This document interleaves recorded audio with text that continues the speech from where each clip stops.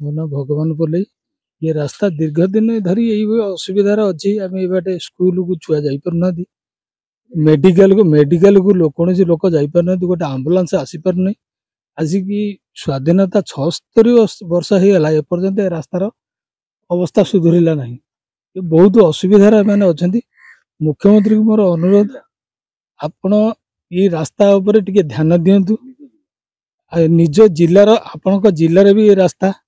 टिके ध्यान दिंतु यही अवस्था जब लोक जीवे ताने कौन करेंगे माने आम्बुलांस गोटे जीव नहीं स्कूल को पिला जाई परिबे नहीं साधारण यातायात भी असुविधा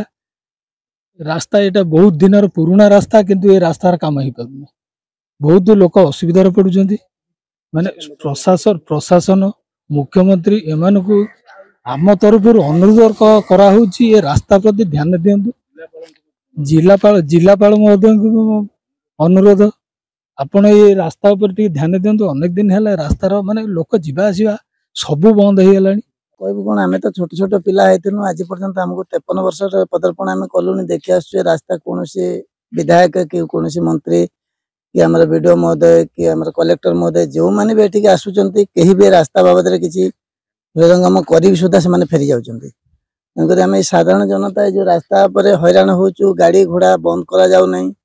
अथच बहुत लोक रास्तार पड़ी गोड़ा हाथ भांगुंट तेणुक कौन एमएल कि मंत्री ए बाबद कौन स्टेप नौ ना जो भी आम जाऊँ जो जगह को जाऊँ आम फेल मारुचु कहीं भी आमको किसी सजेसन दौ ना तेणुक आम नवेदन करुचु जे कि रास्ता किसी माननीय विधायक महोदय को प्लस कलेक्टर महोदय को आसिक सुरक्षित भाव में रास्ता टी जब मरामती करते आम उपलब्धि करते जो रास्ता देखुं यू बड़ीपुर टू आरंभ कर मरेगा पर्यंत ये रोड टा बहुत खराब हो जाए रास्तार जावाई छोट छोट पिला माने स्कूल को जाऊँच रास्तार गला बेले बहुत एक्सीडेंट सम्मुखीन होती मेडिकल पड़ुंट मेडिकल पेसेंट जा मेडिकल पहुंच पार ना रास्ता वर्ष वर्ष धरिक 30-40 वर्ष है रास्ता जमा मरामती हो गोटे आम्बुलांस भी आसबार माने आसीपार ना पूरा स्कूल को तो जापार ना आम्बुलांस मेडिकल जापार ना लोक मैंने गाड़ी बारंबार पलटी करसीडेंट हो खाल कादुआ देखो पूरा रास्ता के कदर्य अवस्था अंचल माने लोक मैंने रोच कम से कम 30-40 पंचायत लोक रास्ता यूज कर बजार को जापार ना दुकान हाट कौन रेलवे स्टेशन में पहुंच पारना ठीक समय पहुंच पारना पेसेंट ठीक समय मेडिकल पहुंच पारना बहुत असुविधार सम्मुखीन होते लोक मैंने यथाशीघ्र आर कार्य व्यवस्था करें मान्यवर प्रशासन पाखे एति अनुरोध करुचु एति आम करदे आम पाखे चिर उपकृत हबू। समस्त मो नमस्कार मो घर बड़ीपुर मो ना सरोज कुमार बारिक आज्ञा बड़ीपुर टू मरेगा पर्यंत जो रास्ता आमर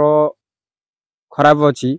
जहाँकि सबू समस्ते ग्रामवासी माने एटू मिनिमम 30-35 ग्रामवासी माने असुविधार सम्मुखीन होती जोटा कि मेडिकल भी गोटे गाड़ी आसिले